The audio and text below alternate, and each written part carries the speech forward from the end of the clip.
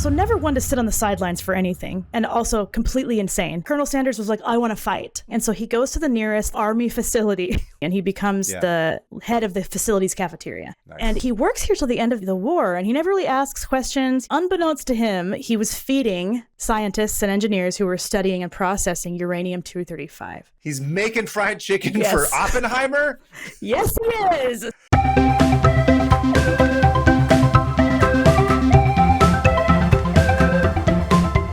Everybody, welcome to 500 Open Tabs. I'm Kaveh Taherian. And I'm Hannah Hillam. Welcome back to the show, everybody. The show where we open our tabs on our browser, pick one, tell each other about it, and then have a closing ceremony to finally close those tabs. That you it? add anything? Do you have any more to pitch? That's no, it. That's all we say. I just figured we'd say the show at the beginning, just in case somebody who's never listened to us starts listening. I'm not going to freak out. My husband was like, every time you start recording, you come in hot immediately. And so today I'm not going to come in hot. Yeah, because you're normally so relaxed and calm. I'm extremely, otherwise when we're not recording. Yeah. I am. Do you see my face? Zen. So zen. Oh, how you doing, Hannah? How's life? How are things? You know, it's... Any updates? Anything you want to tell us before we get into Colonel Sanders Part 2? Oh, geez. Well, I was going to say, should we say this up front or save it to the end? I guess that sounds like you're going to get in a fight with me. You're like, you want me to tell you this up front? Everything that you've said is a lie. This guy's not real. None of us are real. I'm AI, actually. Yeah, it's true. Oh, you've been like campaigning against yourself. You're like suicidal AI. Yeah. Please kill AI. This is what AI created? I mean, I do have 6 fingers and I'm like, weird looking and I like to eat pasta, but yes, continue. That's not all of the 6 things you've got. AI is insane. Gross. So no, I don't know. Nothing's new. How about you? Anything you want to update us on? No, not really. I think the thing that you wanted to mention up top is that you're going to be taking a couple of weeks off, it sounds like. Taking 2 weeks because off. You're mad at me and you're mad at Alyssa mad at you. and you're mad at our listeners and you're I'm upset going on a with everybody. silent retreat where I don't have to if hear only you talk. A podcasting silent retreat. That would be great. A Kaveh-free 2 weeks alone. We're going to still release those episodes too. It'll just be 50 minutes of static. Some birds chirping because I'm at a silent retreat. But no. That would be kind of nice. Sure. You know what? I think if I went on a silent retreat, I'd never come home, and in a bad way. I think I'd be like, I can't do this. I'm out of here. But we are moving. I'm comfortable saying that. We are going to be moving. And as you guys remember from last year, Kaveh took his 2 weeks off because moving is a miserable, horrible thing. So yeah, you won't see me for the next 2 weeks. Yeah. Enjoy that time, everybody. Yeah, enjoy relax. it. Enjoy the Hannah-free. It's going to be like the 2 most popular episodes we've ever released. Of course. That's my hope. Yes. That's my hope. So we have a couple of fun things planned, a guest or two, a guest host or two, and then it'll be really fun to carry your workload the entire time while you're gone. So I'm looking forward to that. Hey. Anyway, look forward to Hannah Free June, I guess, is when this is mid-June or something. Anyway, so I'll be gone for 2 weeks, and you guys can look forward to some fun things like Kaveh said. Anyway, in the meantime, I don't really have anything to update about, but here's what I didn't do today. What? I didn't eat lunch. I didn't eat anything before we recorded this tab. Heavens. You know why? Why? Because I want to hear about your finger licking good tab. Are you going to get KFC after this? Absolutely not. Ew, yeah. I don't know, because according to the Colonel, no one should eat it anymore. So we'll get to Here's that. my hot take, and everyone will get mad at me. Fried chicken is fine. It's not like, it's fine.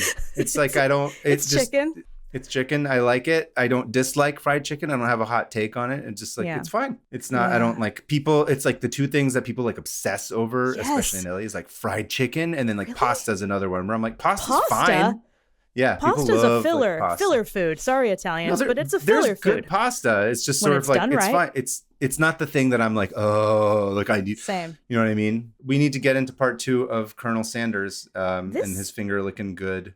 Was that his biography? It was called Finger Looking Good? It's called, hang on. It had this super crazy long name. It was called Life as I've Known It Has Been Finger Licking Good. That's the title of this autobiography. Dear God, no one stopped him to say that's a bad idea. Here's the thing. If they had, he refused to take any advice. It's Colonel Sanders. He's insane. Jesus Christ. He sounds like a character from Kids. That's a movie you probably haven't seen. I haven't, but I know the vibe of what you're saying. Kill me. Yes. So this week is Sanders the Colonel instead of Sanders the man. And it's Harland Sanders, not Bernie, unfortunately. Are they related? Probably not. I don't know, though. Anyone could be related to anybody, turns out. So that's true. We left off last week with Harland Sanders, newly minted as an honorary colonel by the governor of Kentucky. finally perfecting his now famous 11 herbs and spices for his fried chicken that he's been selling out of his gas station. And fresh off the heels of shooting a man in the side for painting over his billboard. So he's literally Grandpa Simpson. He's like, you I paid you to paint my chicken coop. Dude, he is.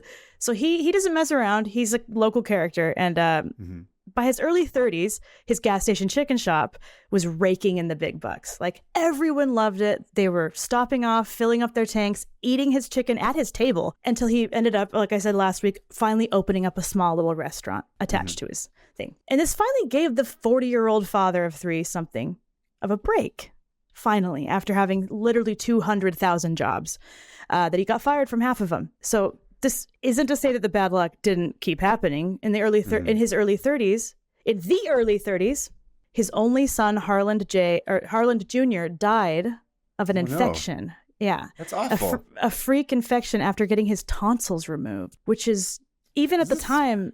Yeah, that's not crazy. A dangerous surgery. Even at the time, it was like a pretty. You said a freak infection, like sepsis or something. Oh. I'm assuming because it killed him, but like. It was just like he was healing and then he wasn't, and it took him, and he was only like 20, and it really thrust him deep into a depression. As it should have, yeah. Yeah, his daughter said he was just like, wrecked and broken, which I can only guess, he didn't talk much about it, but I can only guess he worked through this by kind of pouring everything he had into this gas station chicken restaurant. I mean, who among us? It's just when you keep calling it a gas station chicken restaurant. Because it's what it is. I genuinely don't know what else to call it. Gas station chicken has the best rates. Right now, it's only $5.30 to get a gallon. They got to open up that straight so I can get cheaper gas chicken. Yeah. Whatever. But it took, and he was still doing the like pan fried way of doing it because it was like the only way he knew how to make it, but it was kind of took a long time, but it was worth it because everyone's like, I'll kill for this chicken. And he began to realize pretty quickly that he didn't even need to sell gasoline anymore. Like, people were coming more often for the chicken. That's what they call it in the business industry. You got to pivot into into a chicken instead of gas. Yeah. Look, gas drenched chicken is not selling anymore. Combine the two. Yeah. Gas fried chicken sounds disgusting. And he took out the pumps at his gas for 24 hours. Delicious petrol overnight gas chicken. Marinade. Yes. You can really taste that zing in the back of your throat as it goes down. Gasoline helps break down the tendons. It's like much easier to eat and it's juicier and it fluffs up. It's great. I trust you. Yeah. Have you ever seen My Strange Addiction? No. There's that MTV. I don't watch like weird junk reality TV. That's not a judgment. I'm just saying I don't even know where to watch it. No. Anyway, I watch other crap. I'm just saying but that's qualified as like junk reality stuff. Like I could mainline MTV's My Strange Addiction. So there was one where this girl, like she was like, I don't know, in her 20s, and she drank gasoline every day. How is that possible? It's not. Like she started realizing like she kept like touching her stomach and it was like hard and bruised, and they're like, you cannot drink gasoline every day. Your liver is in shutdown. Anyway, she had to get like a liver transplant. She said she loved gasoline.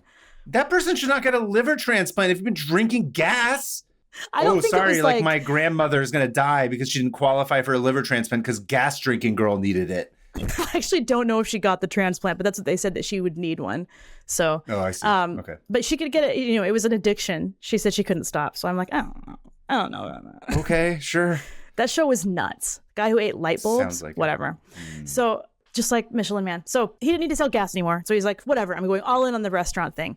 And he's even able to hire help, finally, like waiters and waitresses. And he hires this woman, chickens, just an army of chickens to help him make chicken. Wait the table. Yeah, exactly. Well, yeah, they fly the legs of their fallen comrades out to the table. 1 3-piece coming up.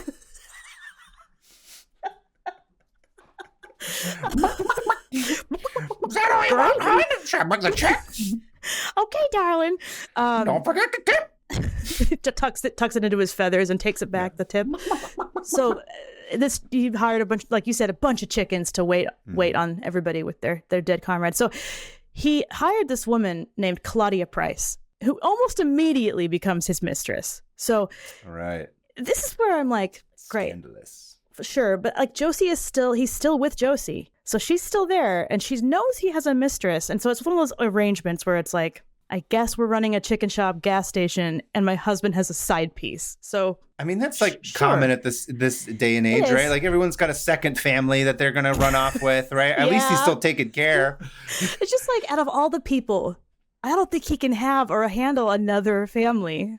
Anyway, she was a divorcee, so it was kind of scandalous. But his daughter Margaret would go on to say that, quote, "It was evident from the beginning that her presence would create turmoil.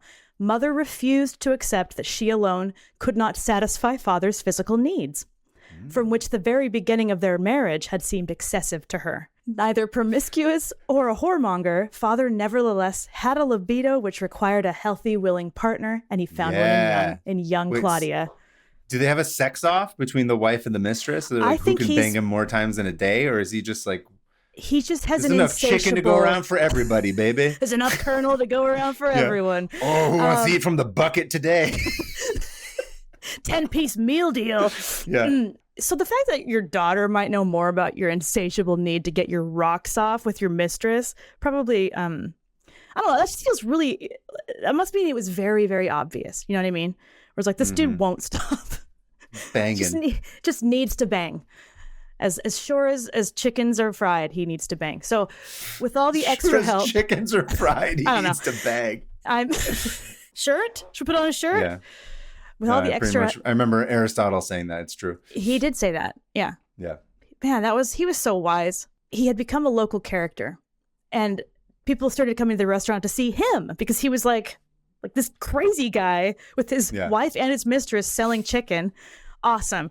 And for example, people would just come and to earn some extra money. He had a pet donkey that he had somehow acquired that he had kept out back. Remember, this is the Depression. Are you telling me like nothing you're telling me is strange to me? It's like if I knew that there was a guy in town who had like a mistress and a wife that he bangs 24/7 while making fried chicken and sell gasoline with a donkey in the back. You'd be there, right? What am I doing? I would leave this podcast immediately. I'd be like, I got to go see what this is all about. Yeah. I would go watch whatever's happening over there. I'd go eat the chicken and watch the dog. So he would make these jokes about like, hey, do you want to hear the opinions of a New Yorker? Or do you want to hear the opinions of like a Yankee? And follow me. And he'd take them out back and just have the donkey go, on the kick and stuff. And everyone would just laugh and laugh and laugh. Because he's super south, like southern, being like, I hate the Yanks up north. Yes. Kind of thing. Well, no, I don't even know if he was, but he just knew everyone else was. Oh, he knew his audience. He's just like, they hate Yankees. They hate Yankees. So that's the thing with the Colonel is that like, I still don't really know where he stood politically. He's swinging the ways of the wind. He's like I got it. He's a grifter. He is an idealist. Not an idealist. What's the word? He's kind of a grifter. And an opportunist. He's an opportunist. So he will. Yes. And one thing I did know, his whole life, he never drank because his mom was like, it's evil. So he was a lifelong non-drinker, just like Hitler. I got a ding, ding, ding, said Hitler. So with all the extra, so hold on. So he'd bring everybody back and they'd just be like, did you see Colonel Sanders, the jackass in his backyard? Oh, it was amazing. And so they all come and watch this donkey and eat this chicken. And he ended up opening like a motel part of this. I know. This is, by the way, how we save the film industry, okay, right? This is called, they call these experiences is what they refer to them as, right? Like a pop-up. It's like you go see a movie. It's like you go get a piece of fried chicken, you hang out with a donkey, he tells some fun jokes that are like kind of political. It's a whole experience. Cussing. That's what you're paying for. Yeah, you're getting more than just fried chicken. You're getting an experience. I get His it. hot young girlfriend comes and serves you 100%. Yeah. Dude, I would eat here every day. There's hot goss. Like, did you know that waitress? That's when he's banging. He's also banging the chicken that's over there too. It's like and the donkey. This is my other mistress, the donkey. He's dead, so I can say whatever I want, right? That's how it works. Sure. So he ended up opening like a motel part of it. So he's like, I can make more money by having people stay here and eating breakfast here too. And so he was just like innovating, and it was genius because people did need to stop over.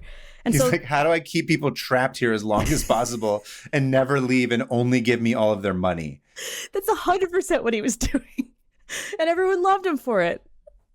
Or they just loved his chicken. So another weird thing that he would do, and I tried to confirm this outside of his own account and a couple of others, but I struggled to find solid Proof. Backing. So this could be definitely stretched, but I know that he did have a pet crow at one point. Okay. I don't know how much of this next part is fully true, but the story goes is that he bought this pet crow from one of his motel guests because it made him laugh because it would pickpocket everybody. And he's like, that's awesome. Hilarious. This crow is... That's also hilarious. That's 100% correct. That is hysterical that it would pickpocket people. He's like, I need this crow. This has to come to my restaurant. So again, the crow, failing to see any problems here with what he's doing. No, me neither. So had this crow would perch on his shoulder while he made chicken, which first of all, gross. There's a problem. That's disgusting. And it would like go and fly around and steal money from people. Okay. But here's where... No, I'm just saying, I was like, the first part was like a little bit like, okay, I'm like, we're getting to it. And I'm like, okay, now I get it. You get him? Now I get why you wanted to do the tab. Because I was like, I was waiting for the insane part in the first part. But now I'm like, okay, he's got a crow that pickpockets people while he's frying chicken. Yes. Now I understand. And a donkey that people pay to see. So... Pickpocketing crow. I would love. So he has this pickpocketing crow. If anyone's selling pickpocket crows, I will buy one. I want one. Yeah, and 100%. he trained it to go to the... So people would come and be like, I want the crow to pickpocket me. It's hilarious. And so they would put the penny... No, they people would like put dumb. A penny. Yeah. Well, yeah, it's the Depression. Literally anything is better than being at home. That penny is worth like nothing. $10,000 in the Depression, isn't it? Oh, I didn't even think about that. But they'd take a penny and put it in their cuff of their their pants or their sleeve, and they'd walk around and wait to see how long the crow would realize like this guy has money. And the crow, by the way, the mark. Can't believe I didn't lead with this, but guess what the crow's name was? Colonel. Jim. Crow. Jim. Oh, I don't like that. No. That was the nickname everybody gave it. He apparently didn't name it that, but everybody called it that. So it gets real racist real fast. It's a bummer. I'm gonna go ahead and put like one mark against him on that one. But there's plenty. Listen, if I was a racist in the South, though, I'd probably think that was hilarious. That's a good pun. That's a good 30s, racist pun. Yeah. In the 30s, I bet that would be so funny. And if you're a full-on racist, which a lot of people were. So Jim would fly around and pickpocket all the patrons. I know. Doesn't feel good. And he'd fly off with the penny, and no one ever knew where he'd put the pennies, and neither did Colonel Sanders. He was like, okay, I don't know what he does with these pennies. And there was one time when... Saving up to move to the big city, I think. He's trying to buy a bus ticket because he wants to go to Broadway. New York, I'll show you. New York. I'm going to be in Talking Pictures or on Broadway. Because that's how the crow talked, I'm sure. He talked like a New Yorker. Yeah. Yeah. No, it's transatlantic. Just got to get enough money. Oh, duh. Yeah. I always associate that with New York anyway. Whatever. This crow is a transatlantic Hollywood actor.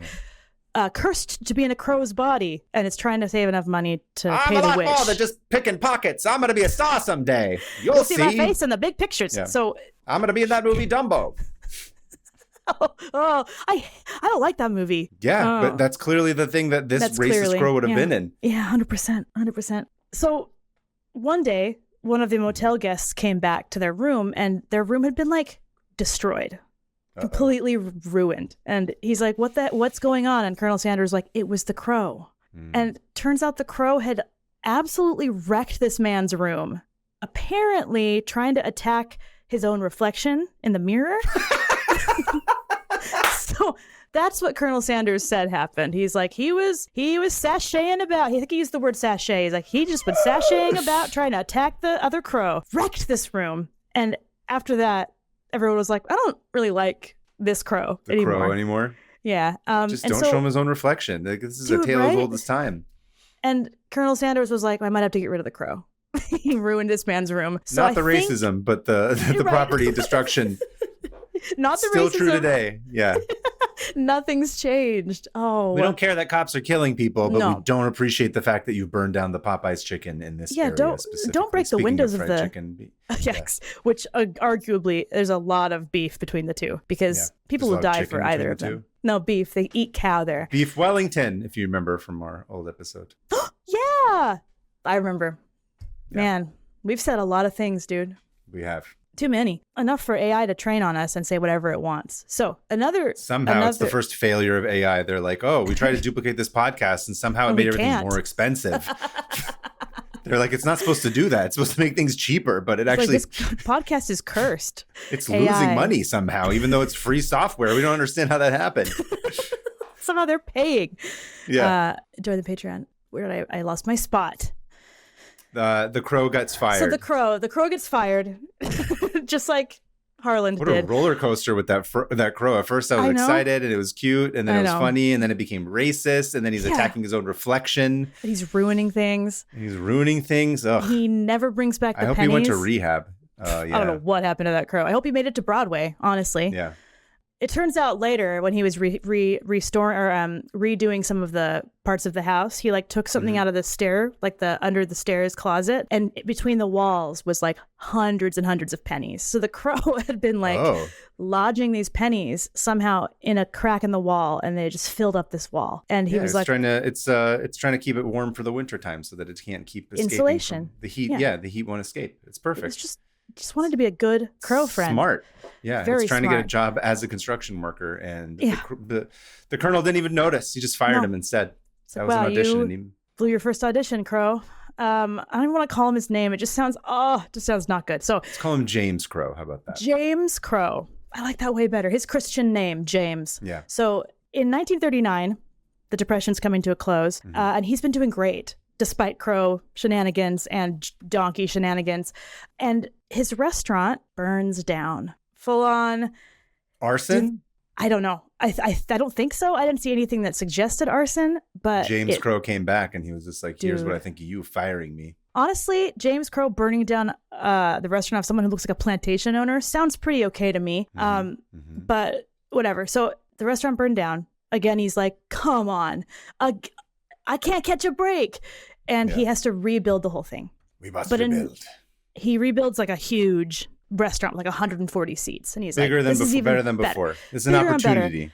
Yeah. And it got even more popular. He wrote a LinkedIn post about it where it's just like, when my restaurant burned down, I didn't cry. I sat down and listened and took notes. I thought about this as an opportunity. Not as I listened, I learned. This wasn't what does he say? It wasn't a setback. It wasn't a failure. It was an opportunity to come back bigger and stronger. I grabbed it by the horns and I pulled myself up by the bootstrap. I don't know what they say. What do they say? Bootstrap. So boots. Yeah. He licked the... That's one thing he's never done. Well, actually, he does later. And he gets way more popular. Like, it burning down was kind of like like in the news. Part of the lore.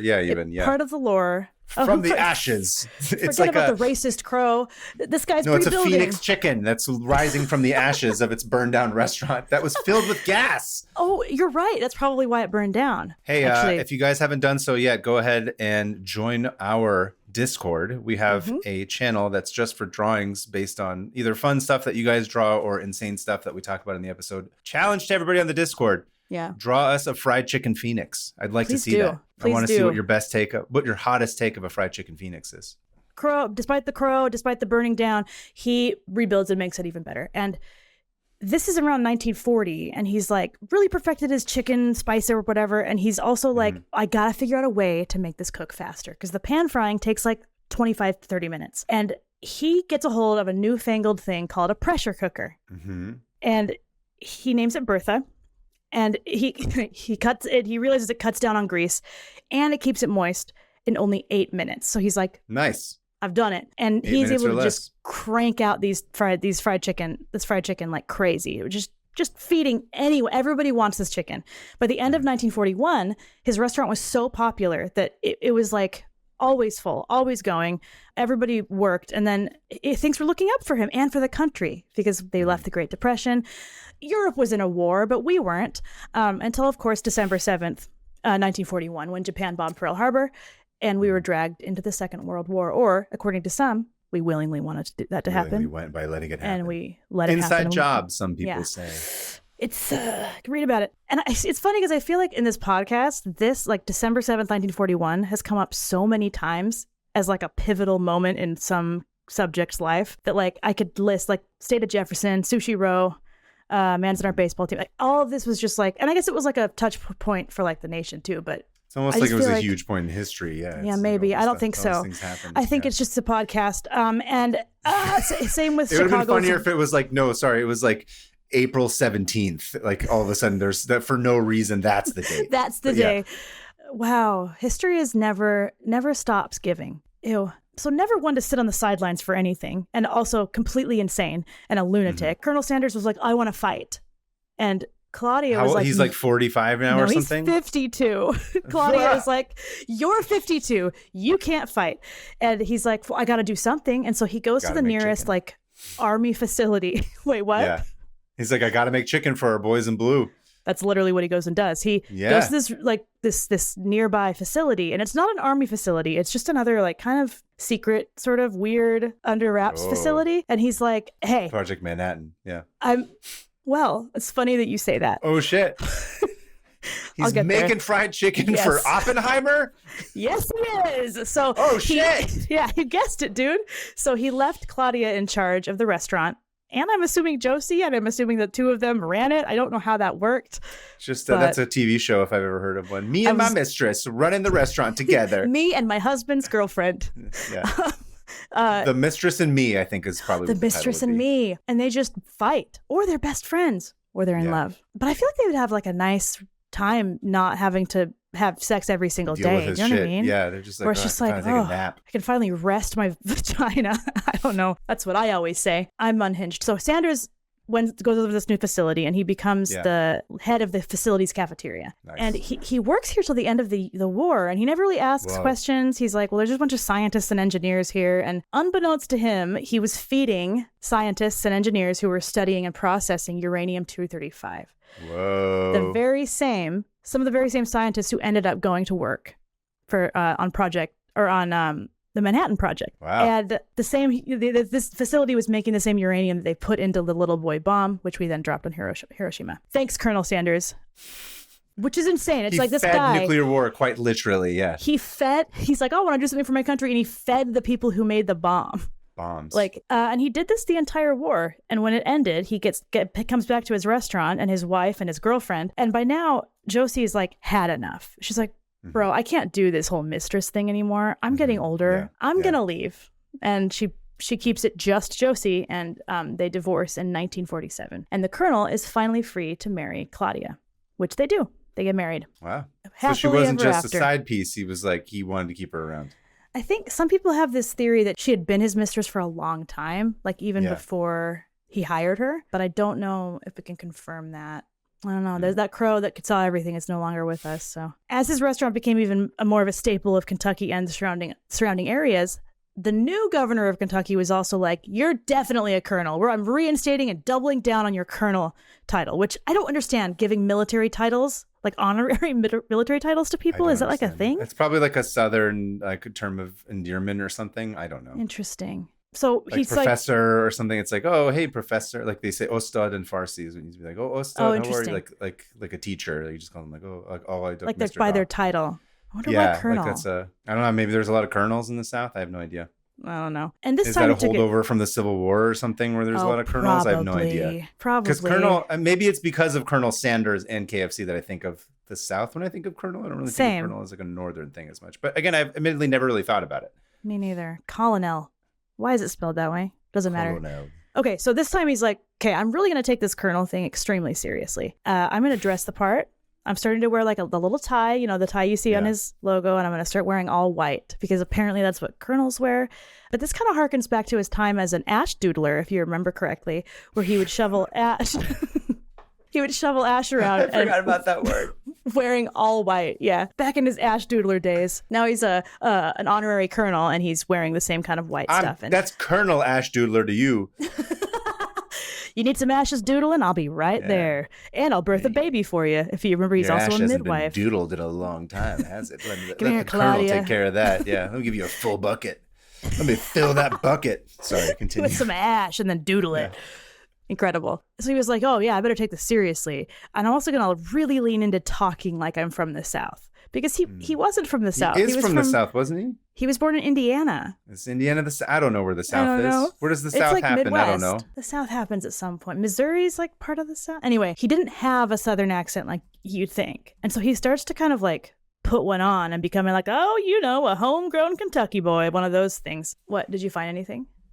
It's part of the Midwest. Indiana's technically part of the Midwest, which we're from goes to the show West you Coast, how we're and we don't know people. anything. We are the dickhead coastal elites, that's for sure. Yeah, I'm not even going to pretend really like are. I'm not. It hits like Nebraska, and I'm like, I don't know what goes on past that. Listen, any criticisms like towards us is correct. Yeah, correct. I'm not going to fight you. I'm not going to get defensive about it. I'll be like, sorry.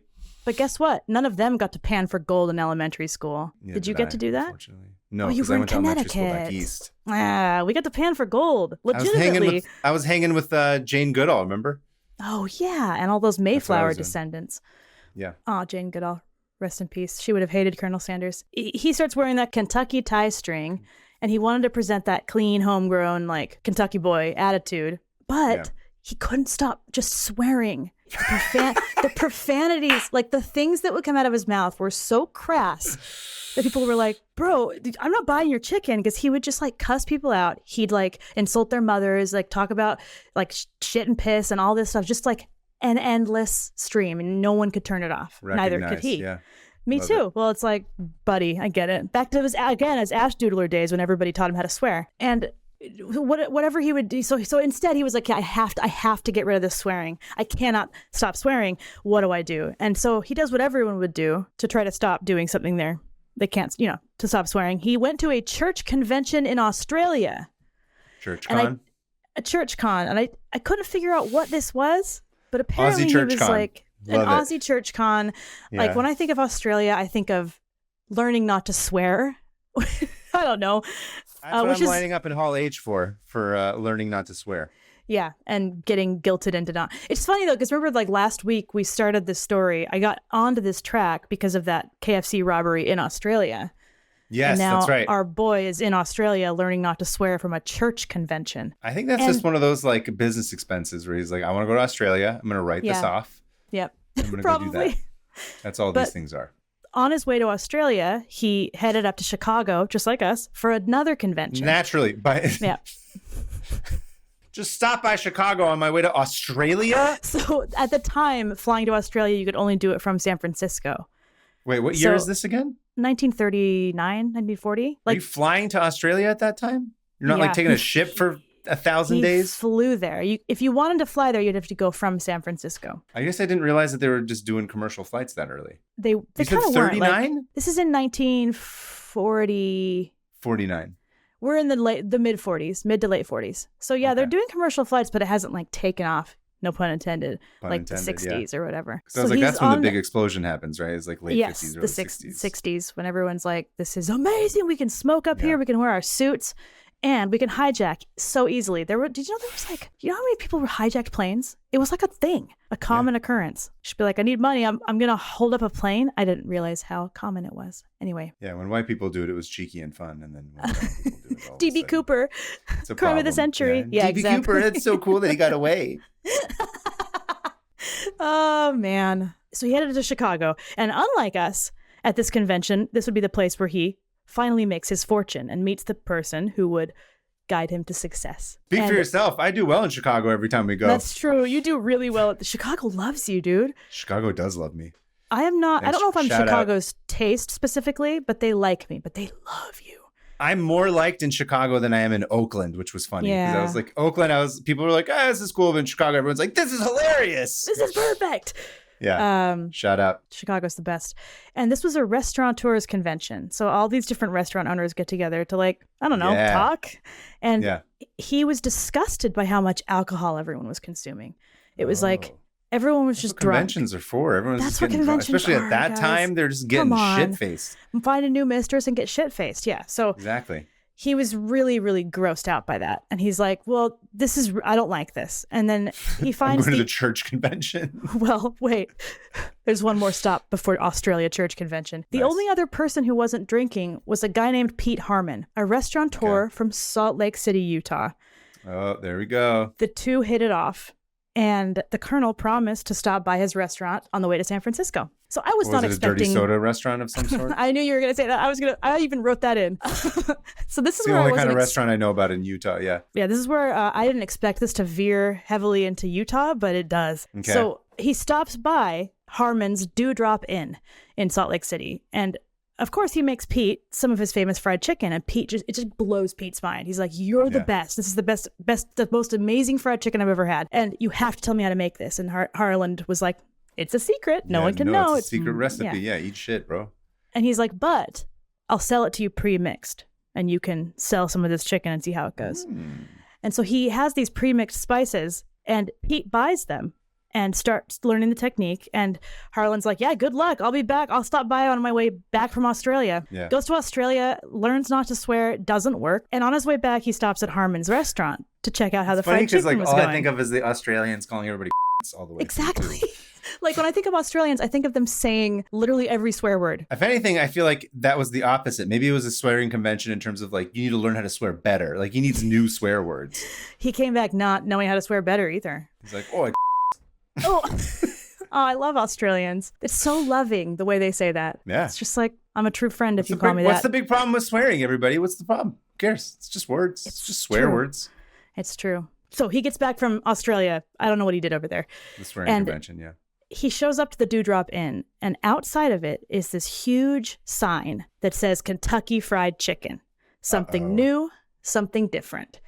And Pete hadn't known what to call this chicken he was selling, and he hired this sign painter. He's like, "What should you call it?" And the sign painter, Rodney Anderson, was like, "Well, it's from Kentucky, right?" And he's like, "Great." And so the sign painter came up with it, and Harlan Sanders, he said, "Well, I'll be goddamn." And then he saw that Pete had reverse engineered the spice mix and the frying process. And he's like, "By the way, this is really easy to figure out." And people would go on to call him Sneaky Pete Harmon. And he may have been a small town Mormon restaurateur, but he wasn't stupid.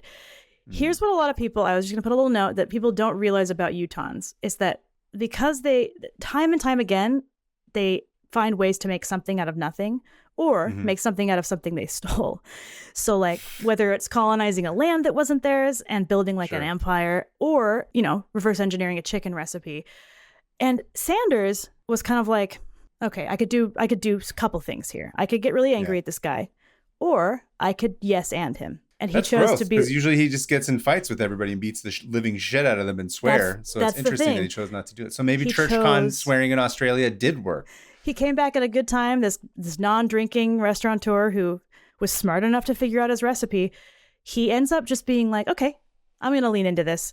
We are going to franchise this. We're going to call it Kentucky Fried Chicken. I'm going to be the face of it, and you're going to buy this as a franchise for you to open up a Kentucky Fried Chicken here in Salt Lake City." Smart. 5 cents per chicken goes to Colonel Sanders, and that is how the very first Kentucky Fried Chicken opened in Salt Lake City, Utah. All right. Which I did not know. And Pete ended up going on to coin the phrase "finger licking good." He kind of like made it look how it looks, and soon he was marketing the chicken buckets to exhausted Mormon mothers as an easy and filling meal for their large families. And it was a hit. Everyone was like, "This is exotic." Exotic? No, he described it as like, for Utahns, it was like, "Whoa, this is something we've never had before," which is like, "Oh man, if you think fried chicken is exotic, then that's a problem." So Sanders was like, "Bro, this is the best idea. I don't have to do anything. I just have to sell this, and I can make money." So he starts franchising. That's the way to go. Yep. Yeah, that's the way to make money. He goes to different chicken restaurants and sells this chicken. And 1955 rolls around, and his restaurant is kind of doing okay, but the nail in the coffin is when Eisenhower signs the National Interstate and Defense Highways Act, setting aside $25 billion to build over 40,000 miles of interstate highway. This is the largest, until then, public works project ever undertaken in America. Anti-Eisenhower here. It's just like that movie Cars, where everyone's mad that there are freeways. Yeah. The new interstate near his restaurant put him 7 miles out of the way. And his business, just like all those cars who probably voted for Trump in the end. In the movie Cars, his business completely dried up, and he had to sell his restaurant for a fraction of the cost of what it was worth years earlier. So at this point, he's 66, again has nothing except for a couple of franchises. Why didn't he just buy another building closer to the freeway? Here's the thing. He went all in on this franchise thing. He's like, "I don't have to run this restaurant. I'm old. I'm in my 60s. I'm going to try this franchise thing." And it wasn't catching on as quickly as he hoped. So he was like, as his daughter said, he has a consuming drive to conquer all the adversaries that occur in his life. And so he did what he does best, goes all in, and he and Claudia live out of their car, their Oldsmobile, as 60-year-olds, driving around the country, selling this chicken to chicken restaurants. He'd bring a pressure cooker. He'd bring a big thing full of like frozen chicken in a cooler. He'd bring fire extinguishers for some reason, probably to like, in case. He'd bring oils. That's the 12th secrets part of the sauce. That foam, the foam. Fire extinguishing foam. Yeah, it's perfect. It has that really nice. You gotta keep it binding. The problem with fried chicken when you put like a breading on it is that it doesn't stick as much. It doesn't stick. So you gotta get that weird stuff. And it was in Indiana. Fire when it's in the fryer as well. By the way, sorry, continue. In Indiana, his hometown, his home state, where he met the head cook of a place called the Hobby House, a chicken restaurant that decided to franchise KFC early on. The head cook would go on to apprentice under Sanders, who taught him his ways and guided him into the business of franchising. He ended up managing several KFC franchises in Indiana and even invented that giant rotating white and red chicken bucket that you see outside of the old KFCs. Yeah. This guy's name, Dave Thomas, who would then go on. Oh shit, Dave Thomas from Wendy's? Yep. Whoa, I didn't know that. On to open his own chain restaurant named after his daughter Wendy. They were buddies. I remember Dave Thomas. They don't remember. The young kids today don't know who Dave Thomas was. He was in all the ads. He looked like a computer programmer from the 80s. He did. There's a picture. I wish I had it, but him wearing a Colonel Sanders outfit. Very clearly. He had like a inviting face. He seemed like a non-offensive person, at least in the ads. He was a good guy, I think. As far as I got a picture to send you of him wearing a Colonel Sanders outfit with Colonel Sanders. Whoa. Which is, people would like suck up to Colonel Sanders by dressing like him, but this is Dave Thomas and the Colonel. Whoa, he looks a little bit more nefarious in his youth. He does. He does. He looks a little less trustworthy there. Here's the thing: they're all capitalists at the end of the day. And you know what? I take it back. Now that I'm looking at Dave Thomas and what I've learned as I've gotten older, I'm like, I don't trust this guy. No, you shouldn't. You shouldn't trust any of these people. Colonel Sanders, like, here's the thing. Colonel Sanders was like an opportunist, but that didn't stop him from like mixing with people who have gone on to be very harmful, like Billy Graham and J. Edgar Hoover. Colonel Sanders J. Edgar Hoover loved KFC. Well, Colonel Sanders loved J. Edgar Hoover, and they would have lunch and dinner together. And there's even like an FBI file on Colonel Sanders saying Colonel Sanders has never been investigated by the FBI. And it's like the homie. That sounds like he was investigated. No, it sounds like he's under the protection of J. Edgar Hoover. Yeah, J. Edgar Hoover loved him. So he kind of mixed with these like people. I don't know. Here's the thing about Colonel Sanders. I don't respect him. I just think he's a very interesting. I don't. All of Colonel Sanders' defenders, sound off in the comments and let us know why you do respect him. Defend this man dressed as a plantation owner. It's fine. Making money off of the wife and girlfriend he put to work for him. I have a lot of opinions, but we'll get to that at the end. So now the old Colonel was still there under all those nice clothes. And he would rear his head in weird, crazy ways. Like, for example, he stopped at a restaurant while out selling their chicken and ordered breakfast, and the eggs came back too runny. And he was like, I didn't want these runny. Can you take these back to the cook and tell him to cook them longer? And the waitress was like, sure, of course. And like 2 minutes later, she comes back and she's like, here. And he's like, no way did he cook those. That was too quick. And he flipped them over, and sure enough, the cook had just flopped them over just to show the cooked side.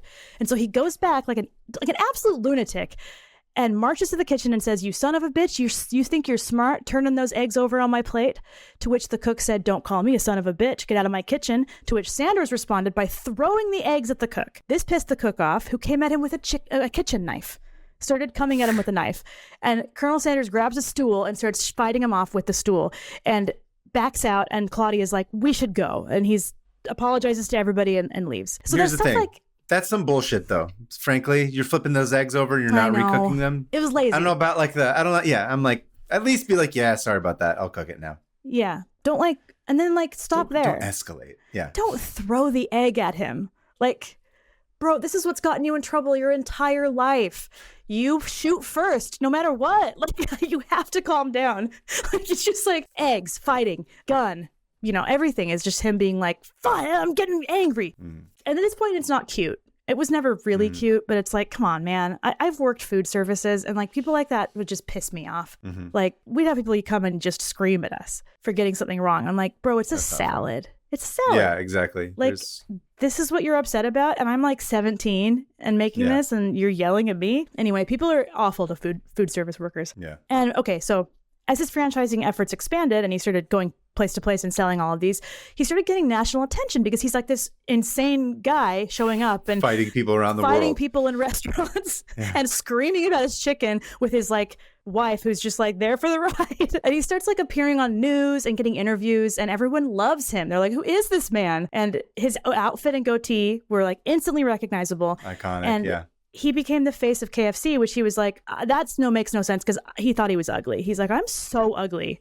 Like, why am I on all these things? And by 1962, there were hundreds of KFC franchises, and Sanders was once again comfortable, able to buy a big house, making a bunch of money a year. In 1963, a young lawyer named John Y. Brown Jr. and investor Jack Massey offered to buy KFC from him. They were franchisees, and they were like, look, you're old. You're in your 70s. You should rest now. Let us take this. We're going to buy it. And he was like, absolutely not. I'm never retiring. And they're like, come on. It took them months. They finally wore him down without, and he didn't even beat them up. And they talked him into buying it, talked him into selling it for $2 million, which does not sound like very much. No, at that time, it's probably only even probably like more. $4 or $5 million or something. Yeah, but not enough, I guess. Actually, I mean, it's not that big of a franchise at that point, right? No, it's not. But it's doing well enough that it's like, this is what year you said? Was going 1974. $2 million in 1974. 1964. I'm sorry, my bad. $2 million in 1964 is like, lunch costs you what, like 30 cents? Right. You buy like a soda for a penny. Yeah. And so he sells and you're it. already like 75 years old. So you have 15 years left, maybe? Oh, not Colonel Sanders. Oh, actually, yeah, he's got about that much left. So he sold for $2 million, and he held the rights to the Canadian KFCs for some reason, and he became the brand ambassador and quality controller, which meant he would go show up at different restaurants and check randomly. Yeah. So like you could be working territories, at KFC. Dude, that's actually how you make a lot of money, is like by selling films to different territories. And be like, this is the Chinese market, this is the European market, this is the African market, this is the South American market, etc., so on and so forth. This is the Canadian chicken versus market. Theatrical. Yeah, the Canadian chicken market's a whole different thing. Oh man, I wonder how that went. Anyway, immediately. So they had promised, they're like, if we buy this, we're going to keep the same. And by the way, all of these, always don't trust a company. All these companies that all these restaurants he'd been franchising with had he had all the deals were done with handshake only. So there was no written contracts because it was Southern promise or whatever. Those trustworthy gentleman's Southerners. Agreement. The gentleman's agreement, yeah. And so this bites him at this point because he has nothing. He has some stocks. He has the Canadian KFCs, but they immediately change the recipe, and they start using like powdered gravy that they mix water with, and he was so annoyed at the changes. Immediately, yeah. He kept working for them because he was under contract to be like the brand ambassador, but promises meant something to him unless it was marriage, of course. And when they moved the headquarters from Kentucky to Tennessee, he said, "This ain't no goddamn Tennessee fried chicken, no matter what some slick silk-suited son of a bitch says." So that's when he's like, really? Tennessee fried chicken? And they went global in the 70s with Japan. You can't take the Kentucky out of Kentucky Fried Chicken, my friends. But you can certainly, I don't know. I had nothing for that. They went global in the 70s with Japan being a main focus of advertising. And they launched Kentucky for Christmas in Japan. And it still exists. And they kind of treat Sanders as like this silly American Santa Claus figure. And somebody threw him in the river. Remember that one time? I was going to say, this is where that tab that was written in about the baseball team throwing the statue of Colonel Sanders into the river. And then they never won again. So it was like from excitement. And then they're like, the Colonel Sanders curse, it's keeping us from winning. And then they pulled it out of the harbor and they won again. So that's like a fun thing in Japan. They still reference that. Like, you don't want the Colonel Sanders curse.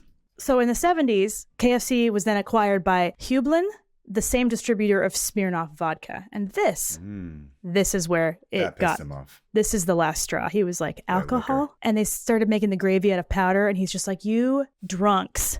You drunks. They started making the gravy out of vodka. Dude, I'd eat that. Potatoes. You could have potato vodka gravy. He, at this point, ew. I wonder if that'd be good. Be potato on potato action. He publicly started like shaming at KFC. Like he was like, it's goddamn slop, it's sludge, and wallpaper paste, the gravy. Yeah, what is it, AI? Yeah. And it's not like AI fit chicken. He's like AI chicken. And it's not fit for my dogs. And so he'd go on these interviews and be like, this place sucks. And everyone's like, oh, buddy.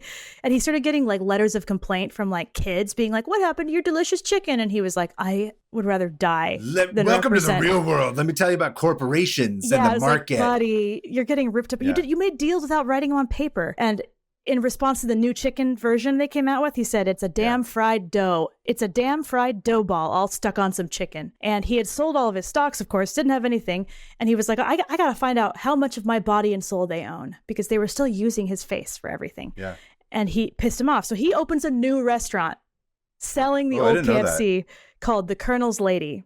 And KFC sues him. KFC sues Colonel Sanders. And they have to change the name to Claudia's Dinner House. Then he sued them for using his image on something he didn't invent. They settled out of court. Then they sued him again because he wouldn't stop talking about how disgusting and shameful their food had become. Again, settled out of court. So at the end, he got a bunch of money from them, and there was a bunch of suing and wars and back and forth.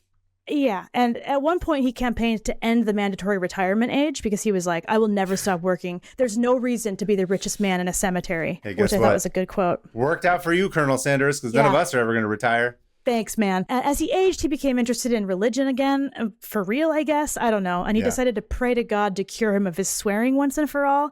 And apparently it worked, because whenever he'd swear, he'd stop and say a silent prayer of forgiveness, which sounds super, healthy, not OCD at all. But he didn't have much time to actually test this theory that he prayed his swearing away, because soon after, on December 16th, 1980, Harlan Sanders died at the age of 90 of pneumonia, a complication of having acute leukemia. The governor of Kentucky, who was also the man who convinced him to sell John Y. Brown Jr., gave his eulogy. And after that, I ended with Colonel Sanders because this was all about him. KFC, as we know, went on to become the second biggest fast food chain in the world.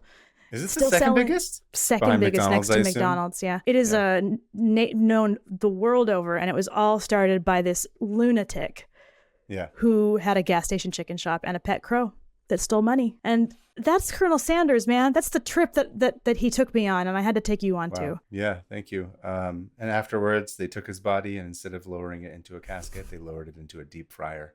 Yes. And mixed him with the 11 spices that made everything so finger looking good. And at his wake, it's good. They all, everyone the came. Eating part after the wake. Oh, not the reception. I'm drawing a blank. Oh, the funeral reception where you get to eat the food and shit. I can't remember the name. Is that the wake? So that's not the wake. That's depends. I forget. No, the wake is when you follow the coffin to the cemetery. What's the party? The funeral party where you eat food. Receiving line? I don't know. Dude. Anyway, that's where they all ate. I don't remember. Anyway, I'm free from Colonel Sanders. Thank goodness. Get him out of my head. He was funny, and then I got real sick of him. But hey, there he is, an American icon.